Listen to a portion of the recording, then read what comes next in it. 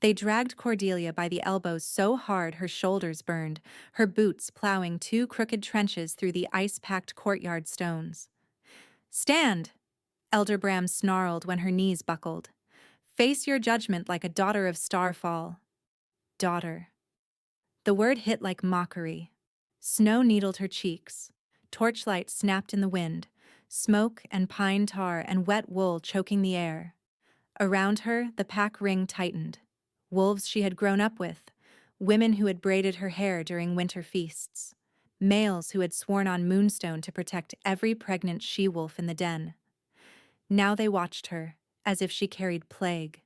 Cordelia braced both hands under her belly, 7 months heavy and aching, and forced herself upright. Her child shifted hard against her ribs, a strong rolling push that had never once felt weak, never once felt wrong. She clung to that movement as Bram lifted the ceremonial staff and struck it against the stones. "Cordelia Starfall," he announced, voice carrying over the storm. "You stand accused of consorting with rogues beyond our borders, of poisoning sacred wells, and of carrying cursed blood." "No." Her voice cracked, then sharpened. "I did none of that. You know I did none of that." The crowd hissed. From the front rank stepped Alistair Nightshade, her cousin, wrapped in black fur and silver clasps, as if he were already lord of something. Snow dusted his dark hair.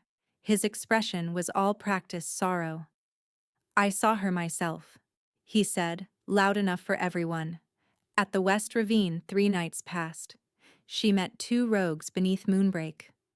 I found this in her satchel after." He held up a stoppered glass vial. Thick liquid sloshed black inside it.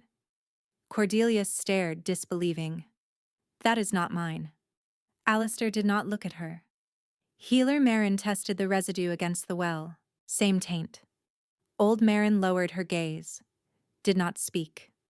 Something cold opened in Cordelia's chest. Not fear. Recognition.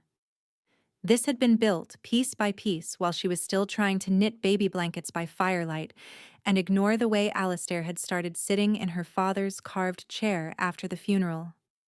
"You forged this," she said, turning on him. "You forged all of it." His eyes flicked to hers then, and for one single heartbeat she saw him clearly. Not grieving cousin, not dutiful male, but hunger in a skin of manners. "Careful," he murmured, low enough for only her. "Outcasts don't get final words. Corpses get none." Bram slammed the staff again. "Silence. By witness and counsel, by the blood purity statutes of Nightshade, this female is stripped of rank and inheritance." A murmur rippled, ugly and eager. "No." Cordelia lurched forward. Pain stabbed low in her pelvis. She bit down on a cry. "My father named me heir before the whole pack. The moon ledger bears his seal." "The ledger is gone," Alistair said smoothly. "Burned in the attack you failed to prevent." Another lie. Another knife. 2 enforcers seized her arms from behind. She struggled, twisting, but one drove a fist into her side, and stars burst across her vision. Her wolf surged up in fury. She forced it down because a full shift now would crush the child. She tasted blood. "Please," she gasped, hate and terror tangling in her throat. "At least call a birthing healer. Check the pup. There is no curse." A woman spat at her feet. "It kicked wrong at moonrise. My sister felt it." "Runt blood rots packs," someone shouted. "Cut it out before it takes root," yelled another male, and laughter broke, sharp as snapped bone. Cordelia's stomach turned. Her child moved again, a hard, solid thud under her palm, not frail, not failing, alive. Bram nodded to the executioner mark keeper. The keeper approached with a hooked blade dipped in blue-black ash paste. Cordelia recoiled, thrashing as panic finally broke clean through her ribs. "No, don't you dare mark me." The blade bit into her throat mark, where family scent was strongest. Fire ripped through nerve and skin. She screamed. The crowd shouted over it, voices rising in a ritual chant she had once chanted for others. Outcast, unbound, unnamed. Hot blood ran down her collar. The keeper smeared ash into the wound, sealing scent with the bitter stench of banishment. Cordelia sagged, shaking, while Bram raised his hand toward the boundary stones looming beyond the courtyard like jagged teeth. "Take her to the line," he ordered. "Let Storm and scavengers finish what shame began." They half-dragged, half-carried her through the gates and up the narrow ridge path where snow came to her thighs and wind screamed through dead pines. Every step jarred her spine. Every jolt drove pain into her hips. Twice she stumbled and was jerked upright by her hair. At the stones, they threw her down. Granite pillars, ancient and frost-white, marked where Nightshade territory ended and Ironhold lands began. No one crossed into Ironhold unbidden. The Alpha King was said to nail trespassers' names to his gate in iron script. Bram stood over her, cloak whipping in blizzard gusts. "You are severed from den and blood. Return, and we will kill you on sight." Cordelia spat red into the snow. "You already tried." Alistair stepped close enough that she could smell his cedar oil over the storm. He crouched, gloved fingers hooking under her chin. "You should have yielded when your father died," he said softly. "I offered marriage alliance. You refused." His grip tightened until her jaw ached. "Now look at you. Belly full of leverage and no pack to hide in." She jerked away. "I would rather mate a wolf trap."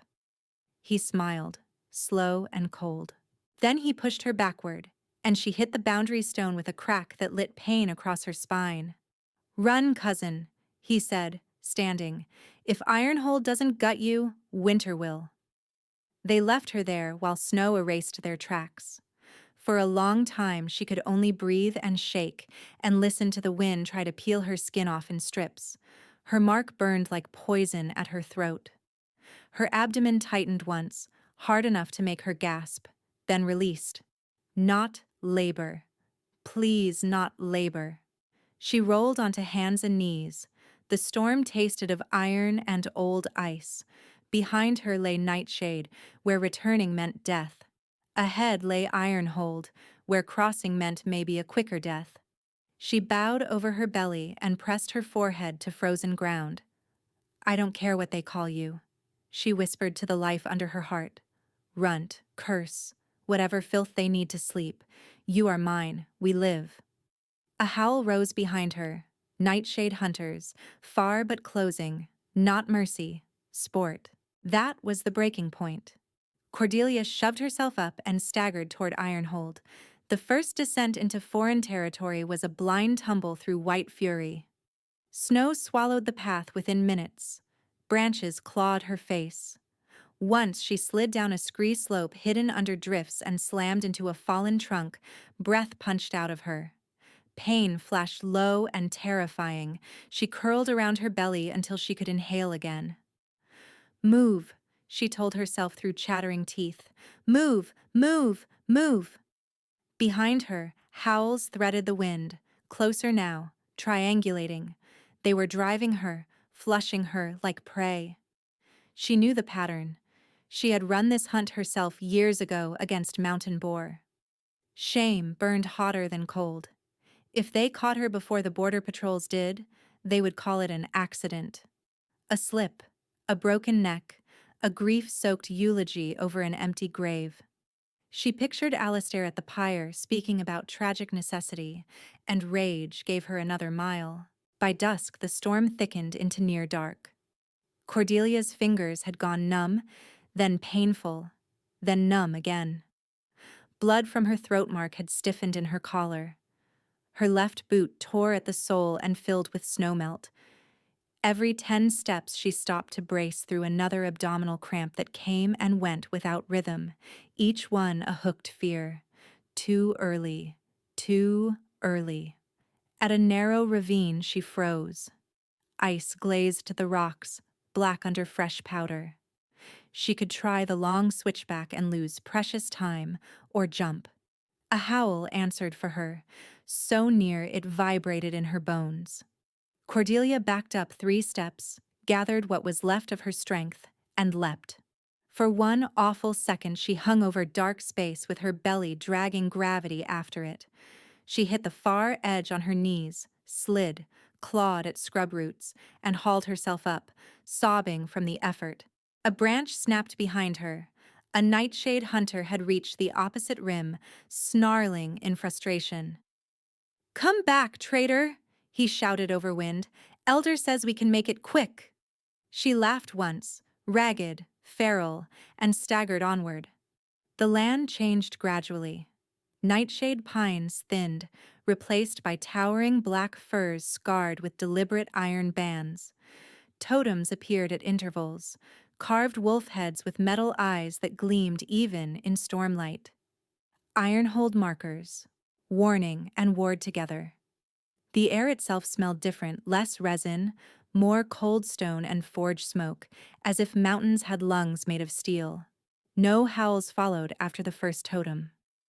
Nightshade hunters did not cross. Cordelia did not feel safe. She felt alone in a bigger mouth. By full dark, lights appeared through the blowing snow, not village lanterns, but high walls rimmed with fire braziers, each flame caged behind iron lattice. The Ironhold citadel rose from the mountain like a cut of obsidian, all angles and battlements, impossible and severe. At the base, a gatehouse loomed with twin wolf statues reared on hind legs, jaws open as if mid-roar. She stopped 30 paces from the gate because her legs simply quit. "Help!" she tried to call. It came out as a hoarse whisper. Spears lowered from the parapet above. A horn sounded, deep and startling. Shadows moved on the wall, archers taking position. The gate did not open. "State pack and purpose," a male voice barked from behind the iron grill. Cordelia swayed. Snow plastered her hair to her face. "Cordelia, Starfall," she managed. "Seeking sanctuary. Pregnant. Please." A pause, then sharper. Starfall female was declared outcast this morning. Of course word had outrun her. Wolves loved swift cruelty. "I know," she said, and had to clutch her belly as another cramp tore through. Not cursed. They lied. The grill shifted. 2 Ironhold guards emerged, massive in dark armor, wolves pacing just behind their shoulders. One guard's nostrils flared as he caught her scent. His expression changed from suspicion to startled alarm. "Bleeding," he said, "and the outcast mark, gods." The second guard circled, keeping distance. Could be plague bait, could be trap. It's not. Cordelia's knees hit snow. She lifted both empty hands, palms out. "Take me in chains if you want. Just save my pup." She expected refusal, or a clean blade under her ribs. Instead, the first guard swore under his breath and barked toward the gatehouse. "Summon healers, Royal Wing, now." The great doors groaned open just enough to admit a stretcher team. Bright torchlight spilled over her, making her flinch. Hands touched her carefully, too carefully, like handling a bomb. Someone wrapped heated wool around her shoulders. Someone else pressed fingers to her pulse.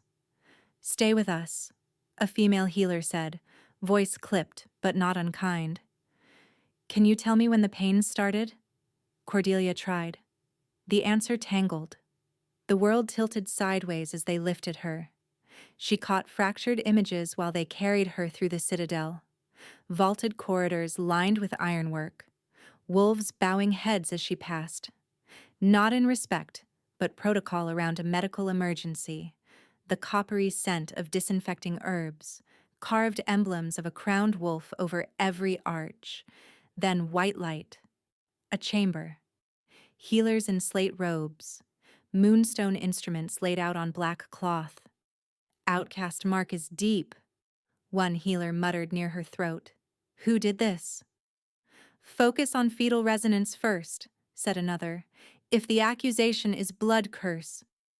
A crystal disc, cold as river ice, was set against her abdomen. Silver runes flared around its edge. Cordelia clutched the table and bit back a cry as the disc hummed. The room fell very still. Heart song is... Wait. The healer leaned closer, eyes widening. Run that again. They did. Brighter this time. The runes spun fast, then locked, projecting a lattice of pale light over her belly. No, whispered a third healer, then louder, to the scribe by the door. Record this. Bone density reading exceeds Royal Guard baseline by 32% at 7 months gestation. The scribe's quill stopped scratching. Cordelia blinked through exhaustion. What? The chief healer turned to her, astonishment unhidden. Your pup is not failing, my lady, not remotely. She looked toward the open doors where courtiers had begun to gather, drawn by rumor. Her voice rang out so all of them could hear. By moonstone measure and heartbeat law, this unborn presents the strongest air signature our records have ever logged. Gasps rippled through the corridor. Somewhere beyond the crowd, heavy doors thundered open, and the temperature in the room seemed to drop. The heavy doors boomed against stone, and every wolf in the chamber turned. He came in flanked by 2 captains and silence. Orion Ironhold wore no crown, only a dark battle coat clasped at the throat with raw iron, but the room reacted to him the way prey reacted to avalanche shadow. Instinctive stillness, heads lowering before thought could catch up. He was taller than any male Cordelia had ever seen, broad-shouldered, scarred at the jaw, his presence edged like honed steel. The scent of him hit first. Pine smoke, cold iron, and something deep wild beneath it that made her wolf rise with a startled, aching whine. He looked at her. The world split open. Heat slammed through Cordelia's chest so hard her lungs seized. Silver-white sparks skittered under her skin in branching lines from her sternum to her throat mark, down her arms, through her spine. Her pulse spiked into a frantic drumbeat that answered another pulse she could suddenly feel across the room. His. Her wolf surged up, not in rage this time, but in recognition so absolute it hurt. Mate. No. No. No. She tried to push herself upright on the examination table, breath hitching, every nerve lit. Instinct screamed to go to him, to scent him, to press her forehead to his throat and breathe him in. Panic screamed louder. She was outcast, injured, politically poisonous, 7 months pregnant with a child half the continent would now covet or fear. Fate could not possibly be this cruel. Across from her, Orion stopped dead, mid-step. His sharp inhale cracked the silence. Gold flared through his irises, bright and feral, then vanished under force of will. His hand shot out and clamped the iron bedframe beside her. Metal groaned, warped inward under his grip. One captain startled. The healers froze. Orion did not seem to notice. He was staring at Cordelia as if she were both miracle and battlefield wound. The bond struck again, deeper. Cordelia gasped and grabbed her belly, not from pain, but from a dizzying flood of sensation. His shock, his hunger, his terror of wanting. Her own emotions tangled into a raw knot, relief so intense it felt like grief, attraction she did not trust, and old fear that any male with power eventually used it like a knife. Your Majesty? The chief healer said carefully. Orion blinked once, control snapping back over him like a drawn blade. Out, he said. No one moved quickly enough. His voice dropped, rougher, edged with wolf. Now. The chamber emptied in a scramble of robes and boots. Even the captains backed out and shut the doors, leaving only the hiss of braziers and Cordelia's ragged breathing. He took one step toward her and stopped, as if an invisible chain had gone taut. Cordelia pressed herself back against the pillows. Don't, she whispered, hating the tremor in her voice. I don't know what this is supposed to be. His jaw flexed. Neither do I. She almost laughed at that, brittle and disbelieving. The Alpha King, who looked carved from winter and war, admitting uncertainty. Her fingers shook where they clutched the blanket. The bond kept tugging, a magnetic pull low in her bones. She swallowed. You felt it. It was not a question. Orion's gaze stayed locked on hers. Yes. Another wave passed between them, hot and electric. Cordelia flinched, and immediately his hands opened at his sides, empty, palms visible, an unconscious signal of non-threat from a wolf who could flatten armies.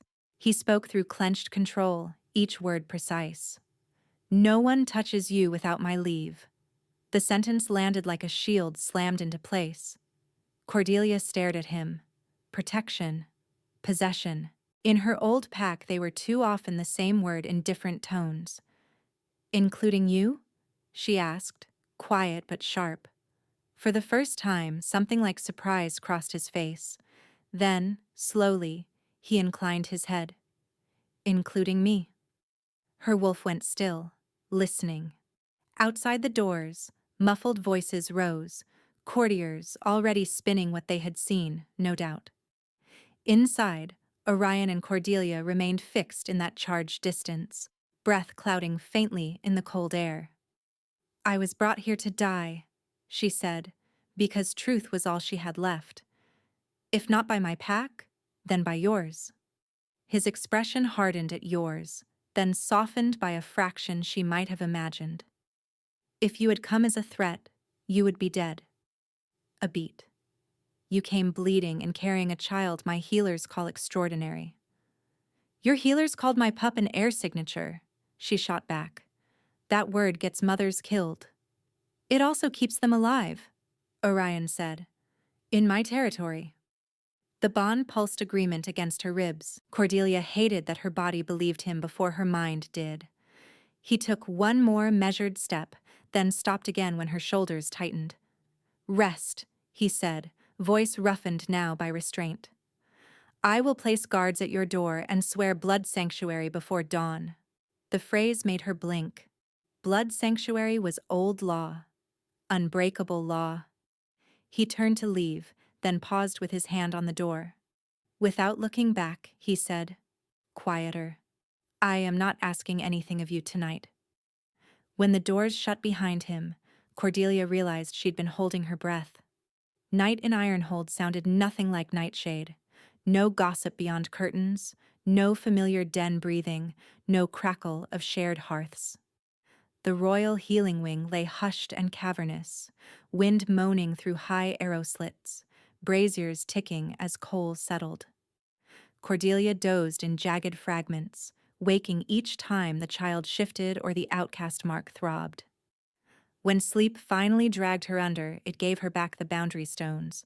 Hands on her arms, Bram's staff cracking down. Alistair's smile bending in torchlight. Outcast. Unbound. Unnamed. The hooked blade cut her throat again and again and again. Cordelia came up clawing. She tore at her own collar before she knew where she was, nails scraping healing skin, breath breaking into panicked gasps. No, no, no, get off me. Cordelia. A low voice, near but not above her, not looming. She jolted, eyes wild. Orion sat on the floor beside her bed, not in armor now, but a plain dark shirt rolled at the forearms. A tray rested near his knee, steaming broth, a cup of water, folded cloth. He must have come fast. One of the cups had sloshed, liquid running over his hand. He did not reach for her. Nightmare, he said, carefully neutral. You're safe. Her heart hammered too fast to hear sense. She scanned the room. Single door, 2 guards outside by scent, moonlight on iron lattice. No crowd, no chanting. Ironhold, not Nightshade. She realized Orion was waiting for permission to move. That unsettled her almost as much as the dream. You shouldn't be here, she rasped. Probably not, he said, and the corner of his mouth twitched once, humorless. But you were screaming. Her gaze dropped to his hand. It was shaking, barely. He shifted the tray to hide it and failed. You're afraid of me? she asked before she could stop herself. His eyes lifted to hers, direct and stripped. I'm afraid of hurting you by doing this wrong. The admission stole her next breath. He nudged the broth tray a few inches closer, still keeping distance. Can you drink? Cordelia's throat burned. She nodded once. He passed the cup only when she reached for it first, fingers deliberately avoiding hers.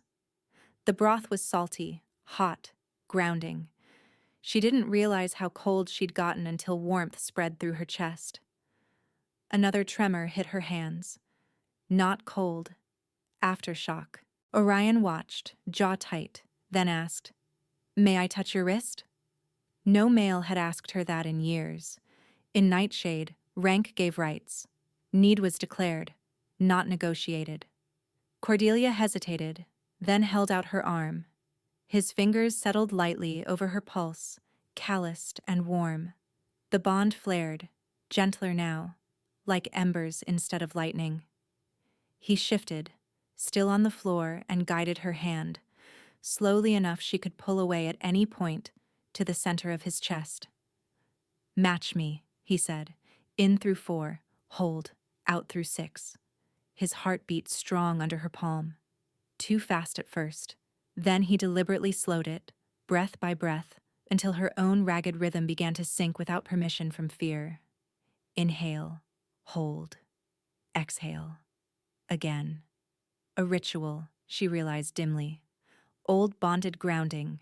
Her mother had once described it and laughed that she hoped Cordelia's mate would know it, because panic could make fools of even seasoned wolves. Cordelia blinked hard against sudden tears she refused to shed in front of a king. You know this, she murmured. I knew it, he corrected. A long time ago. His gaze flicked away, then back. I have not had reason to use gentleness in years. There was history in that sentence, buried and barbed. She didn't ask. Instead, she said, You could have claimed rights tonight. Her fingers tightened once against his shirt, then relaxed. Bond rights, sanctuary rights, political rights. Yes, but you didn't. No. Why? He held her gaze, and for once the feared alpha did not look cold. He looked tired and furious at himself for being tired. Because a bond taken is rot, he said, and because you've had enough stolen. Silence stretched, soft rather than sharp. Cordelia let out a long breath she hadn't known she was holding. If you fail at gentle, she said, voice unsteady, I will tell you. Do, he said immediately. I'm asking you to. That, more than the oath or the guards or the king's power, shifted something small and dangerous in her chest. Not trust yet, but a crack where it might someday grow. When her breathing steadied, Orion rose in one smooth movement. He set fresh cloth near her pillow and nodded toward the broth. Sleep if you can. I'll have healer checks every 2 hours. No one enters without your consent or mine. At the door he paused. Cordelia? She met his eyes. You are not unnamed here. After he left, she touched the healing wound at her throat and whispered into the dark, half to herself and half to the pup turning heavily beneath her ribs. Maybe. By morning, the court wanted blood, precedent, or spectacle, preferably all 3. They got a council hearing in the lower marble chamber, where Ironhold's ruling elders sat in a crescent beneath the crowned wolf sigil. Cordelia had expected to be hidden. Instead, Orion had sent formal summons, dragging every whisper into light before rumor could metastasize. She sat in a carved chair at the center floor, 2 healers behind her, her cloak draped to conceal the outcast mark as much as possible. The room smelled of old stone, parchment, and hostility. An exiled female from a rival line cannot remain in the royal wing, Elder Varric snapped, silver beard trembling, especially one carrying disputed issue. Disputed? Cordelia repeated, incredulous. Varric's lip curled. Nightshade names it Runt cursed. Some in this room suspect Ironhold's report was generous. A few nobles murmured assent. One she-wolf in emerald clasps said loudly, "We all know what bond madness looks like in old alphas." Heat flashed up Cordelia's neck. She felt Orion go very still where he stood behind her chair, silent as a drawn blade. Another elder leaned forward, nostrils flaring. "Let us test the fetus aura directly. If corruption is present, we end this now and spare the realm contagion." He rose before anyone granted leave. Cordelia's wolf bared teeth under her skin. She planted a hand over her belly and pushed herself up halfway. "Do not touch me." The elder ignored her, reaching anyway, fingers spread toward the curve of her abdomen. Everything happened between heartbeats. Orion moved faster than sight. One instant he was behind her. The next he was on the elder, jaws shifted, teeth closing over the male's outstretched hand, with a crack that echoed off marble. The elder screamed.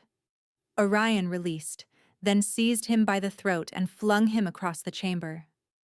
The body hit a pillar and slid down in stunned silence, hand mangled, blood bright on white floor. No one else moved. Orion straightened, human again except for eyes gone wolf gold. His voice was not loud, which somehow made it worse. "Crown Law, Third Iron Codex," he said. "Blood sanctuary invoked over Cordelia Starfall and her unborn. Witnessed by healers, sealed by Alpha Authority." He turned his head slowly, pinning each elder in turn. "Any touch without consent is assault under crown. Any assault under sanctuary is treason."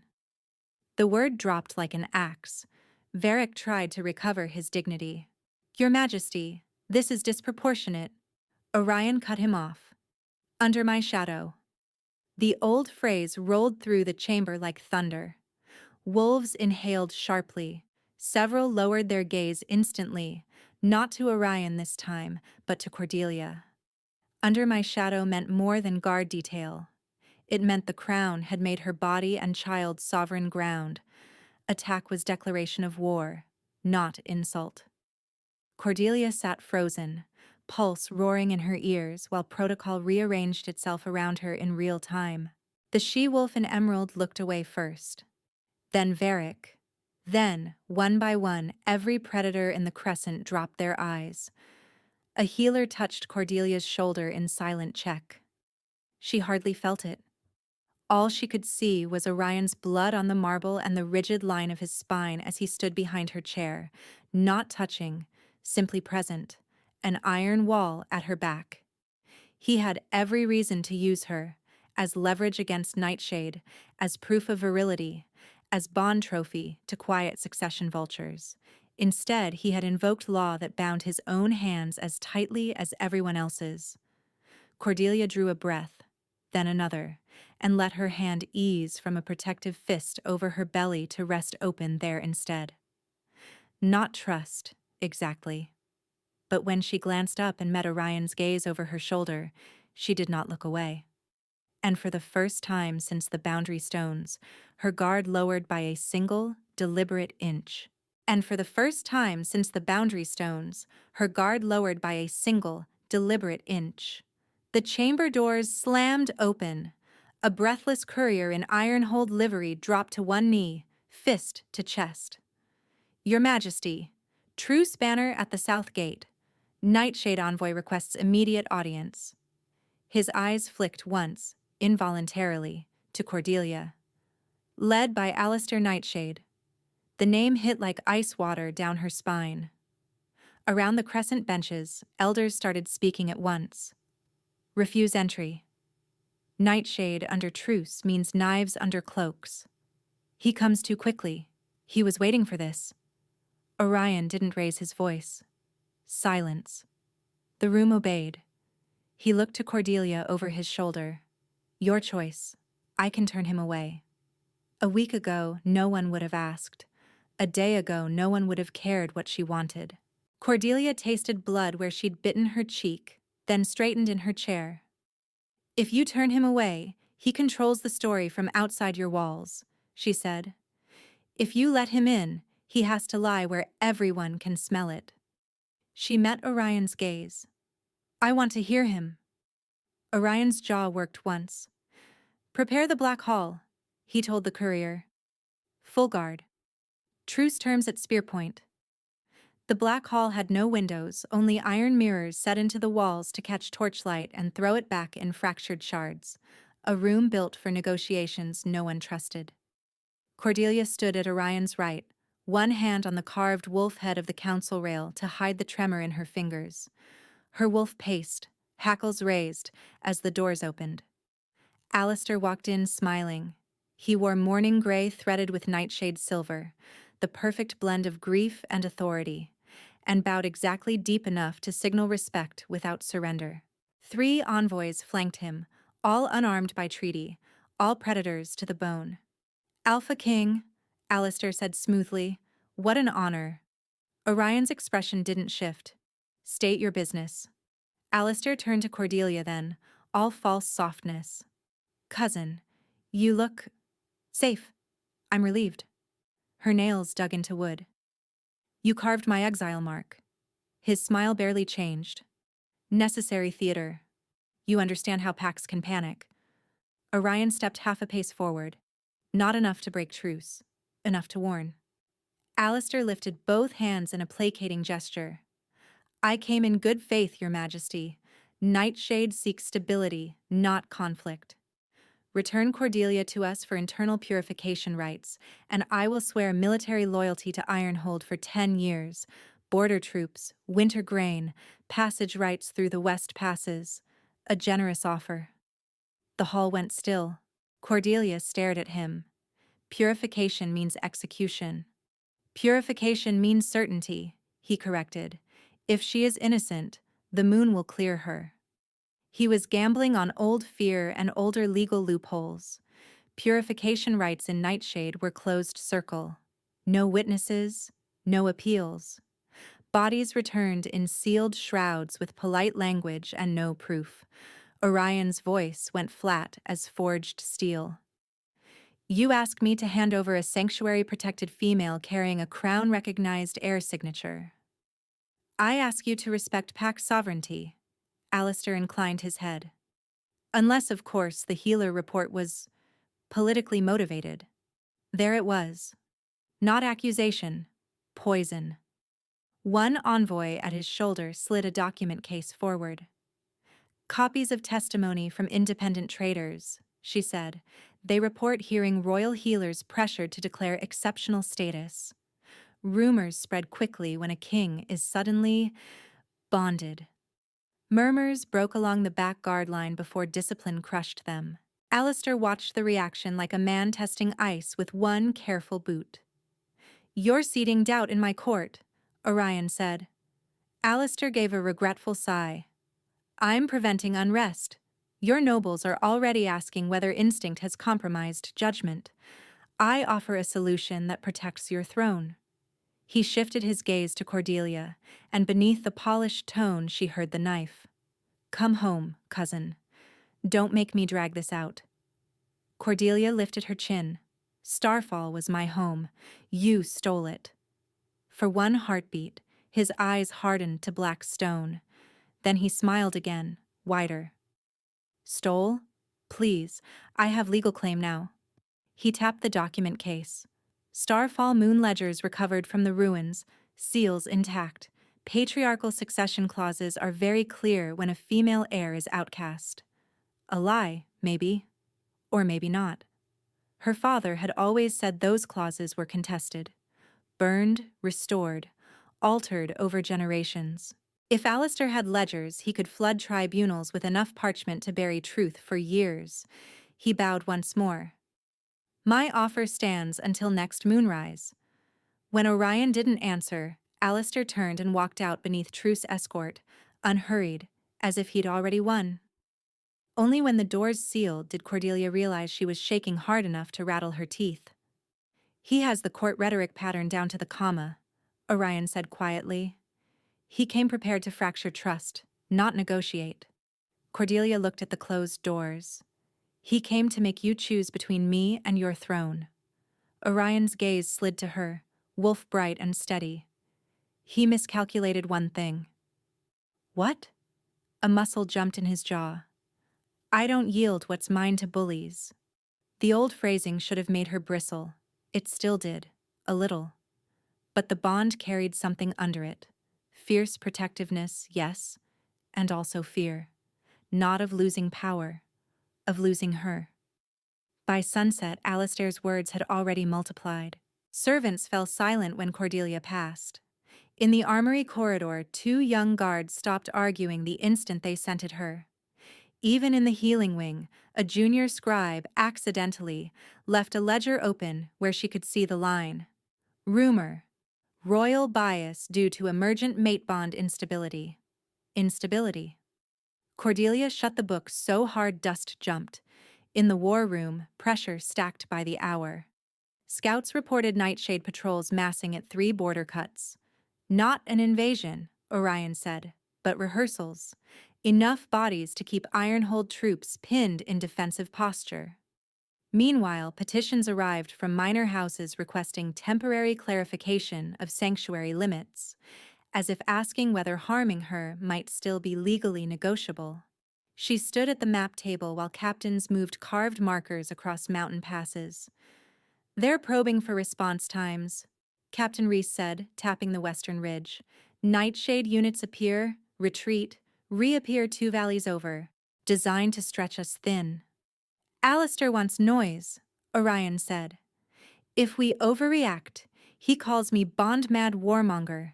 If we underreact, he calls me weak. Cordelia pressed her palm to her lower back, fighting a dull ache that had settled there all afternoon. And while you dance, he files claims on Starfall. Orion glanced at her. You need rest. I need facts. He exhaled through his nose but nodded to Reese. Read it.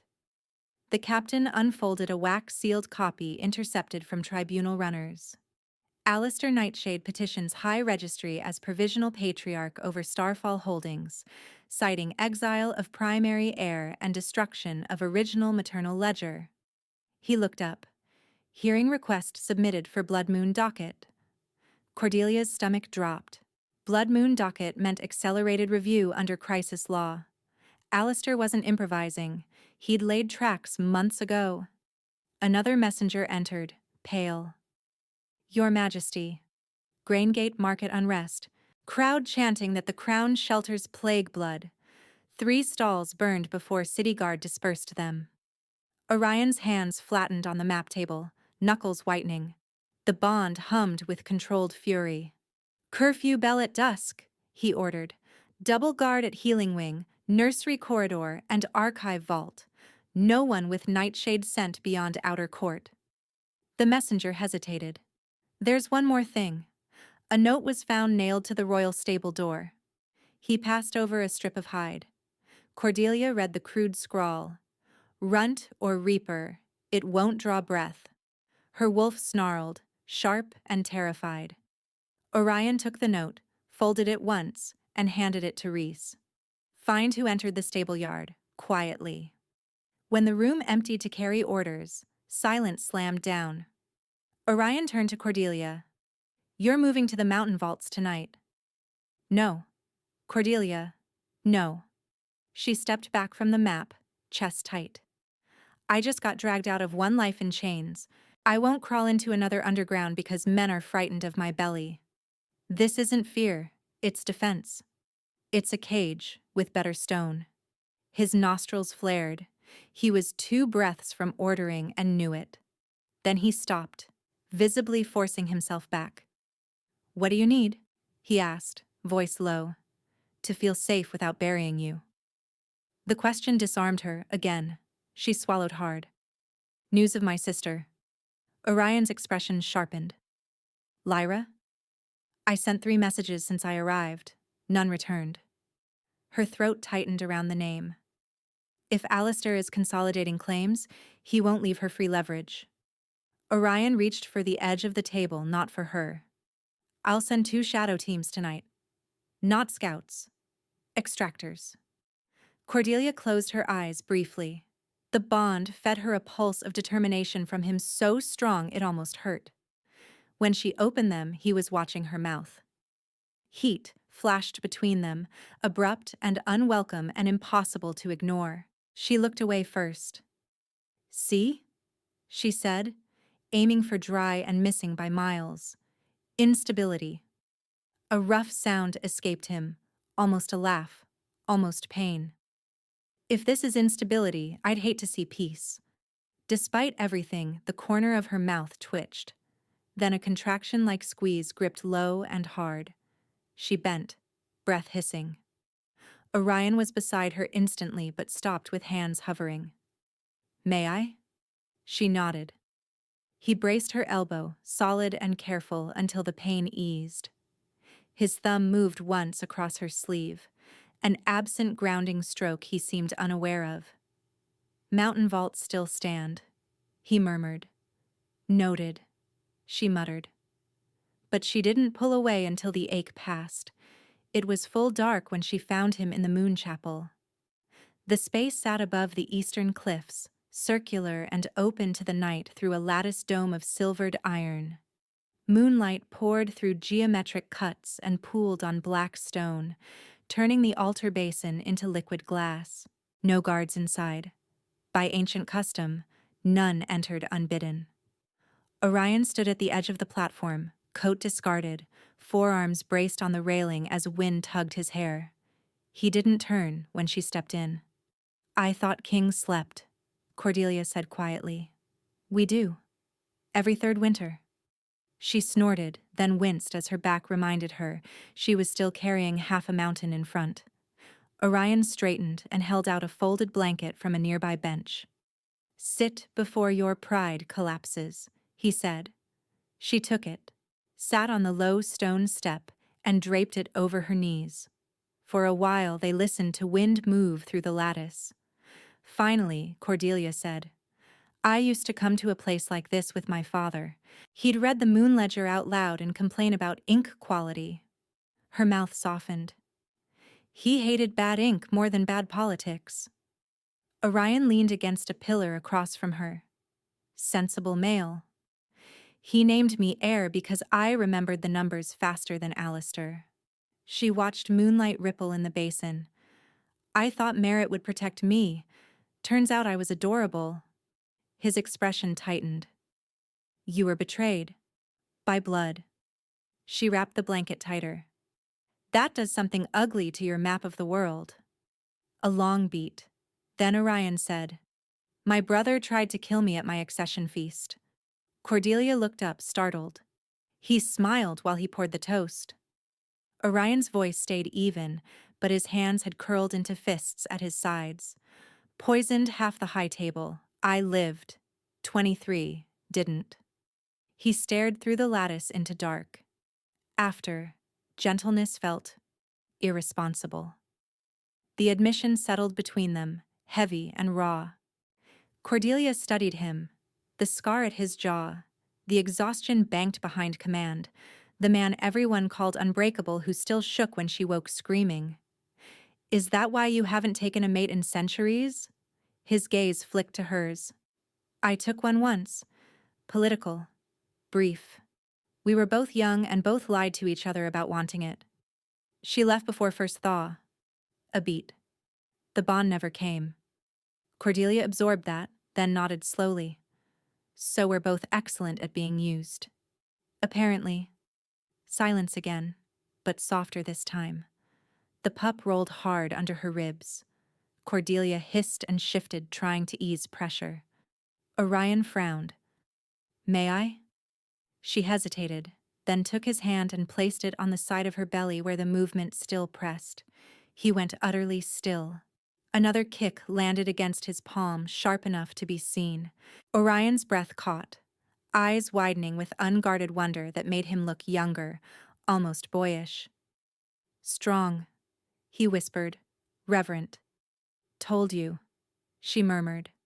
He kept his hand there only as long as she allowed, then started to withdraw. On impulse, Cordelia caught his wrist and held it a moment longer. Heat uncoiled low in her spine, not the frantic lightning of first bond strike, but something steadier, deeper. "I don't know how to do this either," she said. His thumb brushed once, barely, over her knuckles. Then we fail slowly. She laughed under her breath. That might be the least romantic thing anyone said to me. Good. Romance is where people hide contracts. Her gaze lifted. And this? This is terms negotiated in moonlight. Something in her chest gave way another inch. She rose carefully, closing the distance until they stood almost touching. Then hear mine, she said. No decisions about me without me. No hiding me as strategy. No using my child as banner. Agreed, he said immediately. And if you slip into command voice because you're scared, I will bite you. For the first time, full amusement broke across his face, quick and bright. Noted, Luna. The word sent a shiver through her. Not title. Promise, maybe. They stood there, breath mingling in silver air, foreheads almost close enough to touch. A horn blasted from below. Once. Twice. Urgent. Orion's head snapped toward the chapel doors. Cordelia's wolf surged, alarm flooding the bond. A guard burst in without protocol, chest heaving. Your Majesty, message arrow into the inner ward, nightshade seal, addressed to Lady Cordelia only. The world narrowed. Bring it, Orion said. The guard stepped forward and held out a short black-shafted arrow with a strip of blood-stained cloth tied below the fletching. Wax seal. Nightshade crescent split down the middle. Cordelia knew the knot before she touched it. Her fingers went numb as she untied the cloth. A braid fell into her palm, pale brown, threaded with 2 tiny silver beads at the end. Lyra's beads. Cordelia had given them to her sister on her 12th moon. For a second she couldn't hear anything at all. Then Orion was at her side, not touching, voice a low anchor. Read the note. Her hands shook so hard he had to hold the parchment steady, while she read aloud in a broken whisper. Moonrise tomorrow. Return yourself to Nightshade for purification, alone, or your sister loses more than hair. Refuse, and I submit full ledger claim at Blood Moon Tribunal with witness that you fled carrying rogue issue. Choose which bloodline dies first. A. Nightshade. There was more, scrawled at the bottom in a different ink. Tell your bond-mad king to stay out of family correction. Cordelia doubled over with a sound Orion had never heard from her. Half growl, half grief. The bond flashed white-hot with her panic, her guilt, her feral need to run now, now, now. Orion caught her shoulders this time without asking, because she was swaying. Look at me, he said, hard enough to cut through shock. Lyra is alive. Braid means leverage, not corpse. Cordelia forced air into her lungs. He'll hurt her to make a point. He already did. Orion's eyes were molten gold, controlled rage barely leashed. And now he's escalated from rumor to hostage coercion under truce violation. Another guard appeared at the chapel threshold, face grim. Captain Reese reports tribunal runners intercepted at the East Pass. Alistair filed emergency claim an hour ago. Hearing may be granted before dawn if we don't contest immediately. Cordelia stared at the braid in her hand, then at Orion, moonlight cutting both their faces to bone and shadow. No more, maybe. No more waiting for men to decide which parts of her life were negotiable. Wake your scribes, she said, voice shaking but iron underneath. And saddle me a horse. Cordelia. I said saddle me one. She closed her fist around Lyra's braid until the beads bit skin. If Alistair wants bloodline law, I will meet him in it. Outside, the Citadel horns began to ring the war pattern. Outside, the Citadel horns began to ring the war pattern. Orion's grip on her shoulders tightened once, then released. You are not riding into Nightshade bait at midnight. Cordelia lifted Lyra's braid between them like a blade. Then stop treating this like a border skirmish and start treating it like what he filed for. Bloodline seizure. Captain Reese arrived at a run, cloak half-fastened, rain and sleet on his boots. Runners confirm it. High Registry accepted emergency petition. Blood Moon Tribunal convenes at first light in the old amphitheater. Alistair had planned every minute. Orion cursed, low and lethal. He wants dawn judgment before we can challenge documents. Cordelia's pulse pounded in her ears. Then we challenge him in the one place forged paper dies. She looked straight at Orion. I invoke betrayed blood right, open tribunal, full sent witness, oath basin. Reese's brows shot up. My lady, that law hasn't been used in— Use it, she snapped, or Alistair walks out with Starfall and my sister's throat in his hand. Orion stared at her for one raw heartbeat, weighing risk against risk. The bond thrummed between them, fear and ferocity braided tight. Then he nodded once. Done. By dawn, the Blood Moon Amphitheater was already choking with bodies. Stone benches rose in steep tiers around a central floor cut with old runes, the oath basin black at its center. Ash ring beyond it for sanctioned combat. Torches hissed in damp wind. Nobles in winter cloaks pressed shoulder to shoulder with soldiers, traders, and den mothers, all hungry for judgment. Cordelia entered through the eastern gate flanked by Reese and two healer guards, visibly pregnant beneath a dark blue mantle clasped with plain iron. No jewels, no veil. Her outcast scar burned under fresh salve. Whispers followed her like thrown gravel. There, traitor's womb. No, king's obsession. Look at the size of her. She shouldn't be standing. She ignored all of it until she saw the western gate open. Alistair walked into a hush.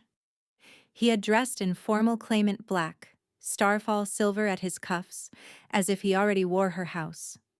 At his left, two nightshade wolves escorted a slim figure in a hood and chained wrists. Lyra. Cordelia's knees almost buckled. Her little sister's braid was hacked ragged near the shoulder where it had been cut. Bruises shadowed one cheek. But she was upright, eyes hard, alive. Alistair smiled when he saw Cordelia looking. Family reunion, he called across the stone. How sentimental. Orion moved beside Cordelia, a wall of calm violence in a black coat with the crown sigil at his throat. You come to a crown tribunal under truce and display hostage chain? His voice carried to the top tier. Bold. Protective custody, Alistair said lightly. My poor cousin has become unstable under outside influence. I feared for my sister cousin's safety. Lyra spat at his boots. The crowd gasped. Alistair's smile thinned. Then chaos broke. A smoke bomb detonated in the north tier, thick gray billowing down the benches. People screamed and shoved. Another blast popped near the east gate.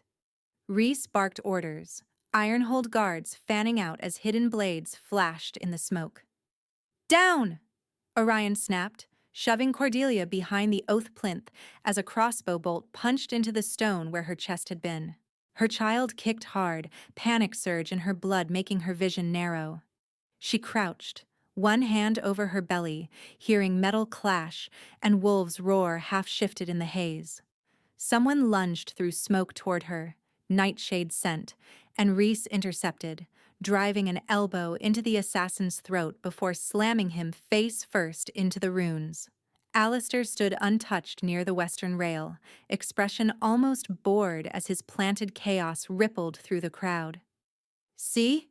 He shouted over the uproar. She brings war wherever she goes. Another bolt sliced past Cordelia's shoulder. Orion shifted just enough for claws and fangs, tore the shooter down from the lower bench, then snapped back to human with blood on his mouth and murder in his eyes. Secure the tiers, he roared. No one leaves. It took 7 brutal minutes to pin every attacker. When the smoke finally thinned, 3 would-be assassins knelt bound at the ring edge, all wearing false Market Clan tokens over nightshade leather bracers. Alistair clicked his tongue. How tragic. Your court can't even control its own spectators. Cordelia rose slowly from behind the plinth. Her legs shook, her lungs burned. But when she looked up at the packed amphitheater, at the fear, the rumor, the hunger, something in her hardened past breaking. Enough. She stepped into the center, voice cutting clean through the noise. Blood Moon Tribunal stands. The ancient adjudicator, gray-cloaked and trembling from smoke, lifted his staff. Who calls? Cordelia raised her cut-scarred throat. Cordelia Starfall, named heir by Garrick Starfall, betrayed by blood cousin claim. She pointed at Alistair with a hand that no longer shook. I challenge forged accusation, forged witness, and unlawful seizure under moon law. A rumble rolled through the benches. The adjudicator turned. Alistair Nightshade, do you answer? Alistair spread his hands. I do, and I submit that she is outcast, unstable, and carrying rogue cursed issue. By charter, she lacks standing. Standing is granted by blood and proof, Cordelia said. And I brought both. She nodded once to Rhys. He signaled the eastern gate. 2 iron-holed runners entered carrying an iron-bound chest, mud still caked at the hinges, followed by a small hooded female whose gait Cordelia knew in her bones. Healer Marin. Alistair's confidence flickered. Cordelia felt it like a scent change in storm air. The adjudicator ordered silence. Cordelia walked to the iron-bound chest, knelt with effort, and set her palm to the lid. My mother's reliquary sat beneath Starfall's old moon altar, she said, voice carrying, sealed in ash pitch and bone lock. Alistair told this court the ledgers burned. She broke the pitch seal with a hammer strike. The lid creaked open. Inside lay oilcloth, then carved cedar, then a moon ledger wrapped in faded blue linen stamped with her father's signet in red wax. The amphitheater breathed in as one. Alistair recovered fast. Forgery, convenient, isn't it? Dug up overnight by iron-holed soldiers. Cordelia lifted the ledger and handed it to the adjudicator. Test the wax. Test the ink. Test the bloodprint page. He did, fingers and nose and runestone scanning in practiced motions. His eyes widened. Authentic. Whispers erupted into shouts. Alistair raised his voice over them. Even if authentic, her exile voids claim. Exile based on false witness, Cordelia shot back, which is why we're here. She turned to Healer Marin. The old she-wolf stood rigid, hands clenched in her sleeves, eyes wet and haunted. Marin Nightshade, Cordelia said, gentler now. Did you test poison from my satchel? Marin swallowed. No. Alistair barked, liar! Marin flinched, then looked at Lyra's chains, then at the crowd, then at Cordelia's belly. Her voice shook, but did not break. I tested well water Alistair brought me and signed a report he dictated. There was no satchel. The crowd roared. Cordelia called the next witness, one of the bound assassins. Under guard and rune threat, he admitted payment from Nightshade treasurer accounts routed through Alistair's aid. Then a former scribe testified he'd been ordered to misplace pages from succession ledgers years before Garrick's death. Each truth peeled another strip off Alistair's polished mask. Enough theatrics, Alistair snarled at last. You think tears and old books erase your belly? Everyone here can smell unknown blood on that child. Cordelia stepped to the oath basin. Moon water inside it shivered silver black under clouded daylight. She took the adjudicator's ritual blade, opened her palm in one clean cut, and let her blood fall into the basin. Runes along the amphitheater floor flared to life, scent magic waking old and hungry. I bind my words to blood, she said. May the basin choke me if I lie. The magic latched, a cool bite under her skin. She held Alistair's gaze. Step in. He laughed once. I answer no circus trick. Then withdraw your claim and kneel as perjurer, the adjudicator snapped. Trapped by pride and audience, Alistair strode forward and slashed his own palm, blood hissing into moonwater beside hers. Truth scent hit the air like lightning. Cordelia spoke first. Did I poison Nightshade Wells? No, Alistair said instantly. Steam burst black from his cut hand. Gasps exploded across the tiers. Did you forge witness testimony against me? No. More black steam, thicker, stinking of rot and burned copper. Alistair's face blanched. Cordelia's voice sharpened to a knife edge. Did you order my exile mark and attempted death at Boundary Stones? He bared his teeth. I preserve the pack. The basin flared crimson. Black vapor poured from his blood, curling up his arm like smoke from a corpse pyre. By law, that was enough. Perjury in Oath Basin before tribunal meant immediate stripping, seizure, and crown sentence. Orion took one step forward, ready to end it. Cordelia lifted a bloody hand to stop him. Judgment is mine to name, she said, never taking her eyes off Alistair. Claimant against claimant, trial by claw. Shock rippled through even Ironhold ranks. She was 7 months pregnant. He outweighed her by stone. Orion's jaw locked. Cordelia, you said no decisions about me without me. Her voice dropped. For him alone, though everyone heard it. Stand with me. Don't stand over me. The bond slammed with his fear, then something fiercer. Respect so sharp it felt like fire. He bowed his head once. As you choose. The adjudicator pounded staff to stone.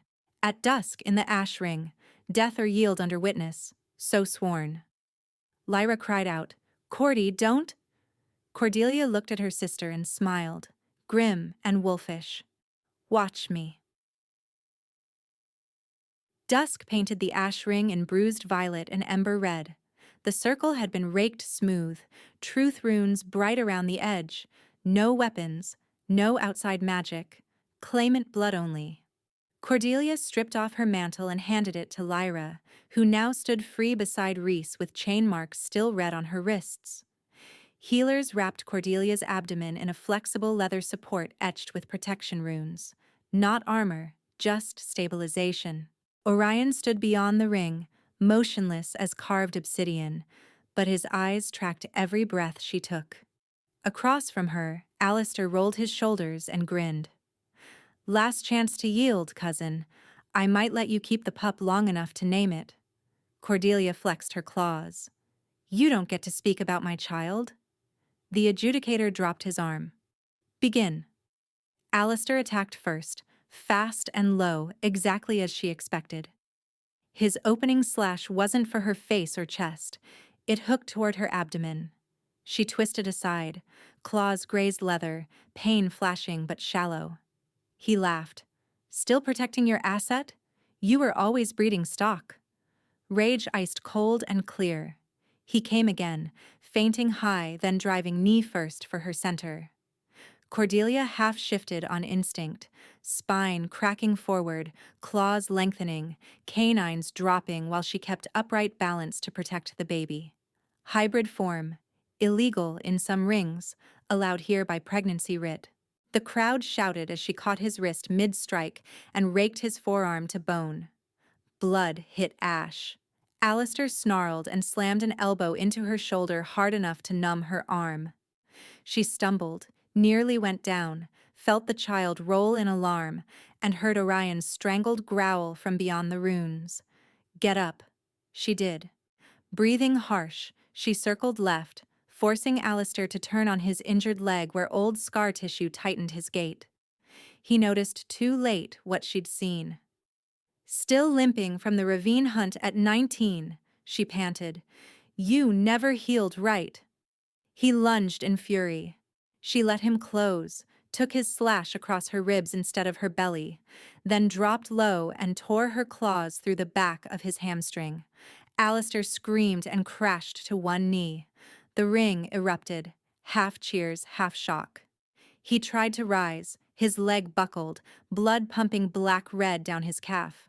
Cordelia kicked his other knee sideways and drove him flat inside the truth circle. She planted a clawed hand between his shoulders, pinning him. Yield, the adjudicator shouted, or die. Alistair spat ash and blood. You can't lead. You're a womb with teeth. Cordelia leaned down until her mouth brushed his ear, voice low enough only front rows heard. You didn't betray a girl, she said. You betrayed your blood, your oath, and your future. With her free hand, she yanked the chain at his throat, ripping off the stolen Starfall signet he'd worn under his collar. The metal bit her palm, familiar and hot. Alistair laughed wetly. Do it then. Let them watch their precious mother become butcher. She stood, chest heaving, and looked once at Lyra, once at Orion, once at the thousands of faces waiting to see whether she would flinch. She didn't. Watch me, she said. Then she drove her claw straight through Alistair Nightshade's heart. His body jerked once and went still. The truth runes around the ring flared white, sealing sanctioned death. Silence hit like thunder after lightning. The adjudicator's voice shook as he declared, Claim settled. Alistair Nightshade dead by lawful challenge. Starfall blood right restored to Cordelia Starfall. Lyra sobbed and laughed in the same breath. Orion didn't move until the adjudicator formally stepped back from the ring. Then he crossed the boundary, knelt in the ash beside Cordelia, and offered a clean cloth for her bloodied hand. High lady, he said quietly, for her alone. Come back to me. She looked down at him, the king kneeling in ash, eyes bright with things he never showed crowds, and let him wrap her palm. Only after that did she start shaking. Night fell clean and cold over the moon chapel. Cordelia had washed Alistair's blood from her skin, but ash still clung under her nails. The Starfall signet hung at her throat on a plain cord. Her body ached everywhere, especially where his claws had scored her side. But the healers had confirmed the pup was furious and unharmed, kicking through every exam. She found Orion where she knew she would. By the railing, moonlight on iron, waiting without sending for her. When he turned, his gaze tracked over her face, searching for fractures. I should have been there faster in the ring, he said. You were exactly where I asked you to be. A breath left him. Not relief. Surrender. Cordelia stepped closer until only inches remained between them. The bond hummed, no longer jagged lightning but a deep current pulling both ways. I don't want this half open anymore, she said. His throat worked. Cordelia, after a fight, after shock, you don't owe. I am not paying a debt. She held his gaze. I am choosing. Moonlight silvered the planes of his face as understanding hit. Equal terms, she said. No claim without return. No mark without mine. Orion nodded once, solemn as oath. Equal. She reached up and touched the side of his neck. Then bear yours first. He did. Slowly, deliberately, he unfastened his collar and turned his throat toward her. Exposing pulse and vulnerability, no king gave lightly. Wolf law older than crowns, the one who bears first trusts first. Cordelia's chest tightened. She slid her palm to the junction of her own neck and shoulder, where her scent ran strongest, and tipped her head. Invitation clear. Orion, she whispered. Mine? His eyes flashed molten gold. Yours, he answered, rough. If you still want me. I do. He moved like approaching a skittish flame, careful, reverent, deadly controlled. His hands framed her waist, waiting for resistance. She leaned into him instead. When his mouth found her shoulder, heat poured through the bond so fast her knees softened. He kissed the skin once, breath hot, then set his teeth gently at first, asking even in contact. Cordelia made a small sound and nodded against his temple. He bit. Pain lanced sharp and bright, then exploded into molten pleasure that shot down her spine and across her belly in silver threads. The mark burned, not like exile ash, but like a brand being forged from inside out, claim transformed into connection. She felt his wolf surge with a ragged growl, felt memories flicker through the opening seam. Iron halls, winter campaigns, lonely crowns, the night he first heard her scream and chose not to command. Mine, he breathed against her skin, voice breaking.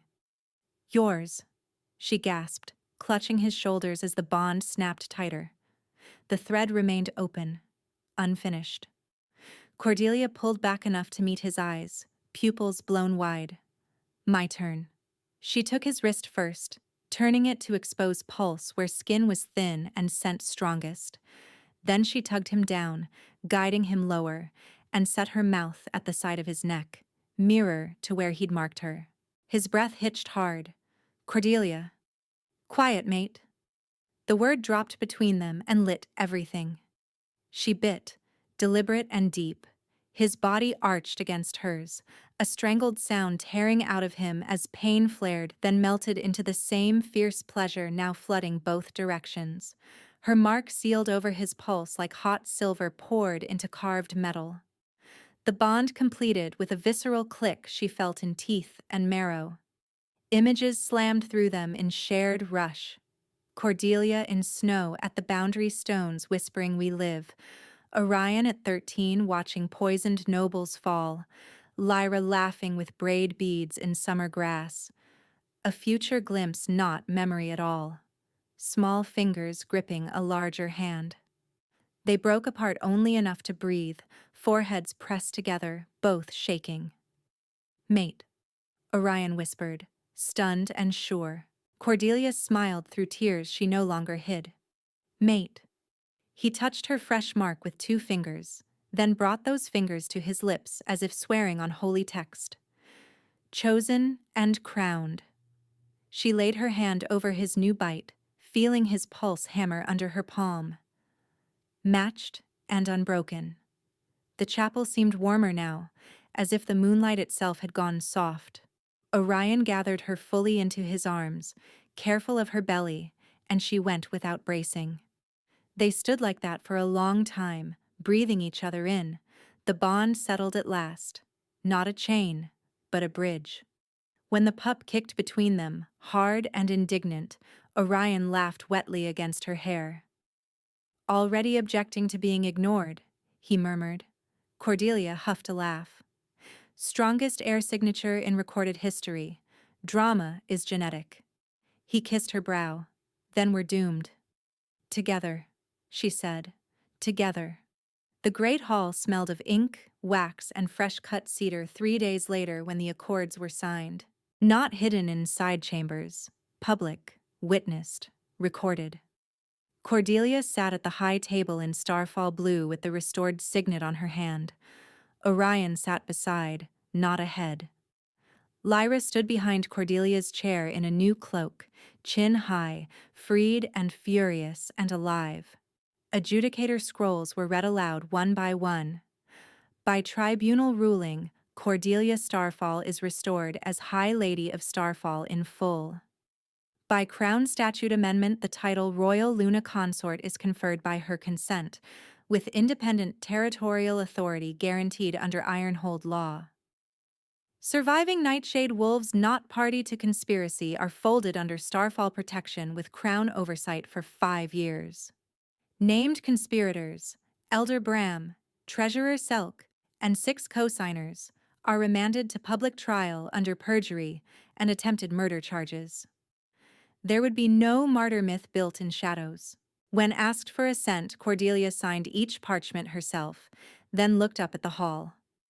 I accept Luna Consort, she said clearly, as partner, not possession. Starfall governs its own hearths and schools. Any law touching mothers, pups, or exile rights will be reviewed by a joint council chaired by me. Her gaze swept former Nightshade benches. No mother in my lands will be cast out on rumor again. A beat of silence. Then, from the back, one old den mother thumped her cane and howled agreement. Others joined. The hall filled with it, rough and rising. Orion watched her like a man seeing sunrise after long winter.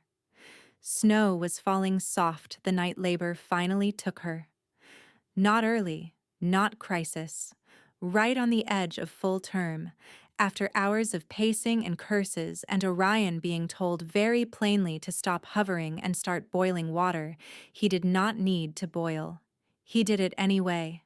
The royal healers moved with crisp calm. Marin, pardoned into witness protection after testimony, stood at Cordelia's shoulder with a damp cloth and muttered prayers to every moon she knew.